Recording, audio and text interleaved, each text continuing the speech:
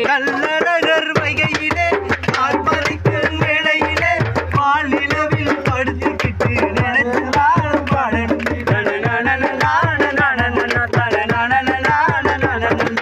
சொக்கனுக்கு பக்கத்திலே சோடி என்று வந்தவளே நூல் கொடவையில் ஒளிஞ்சுக்கிட்டு நினைச்சதாலும் போடணும்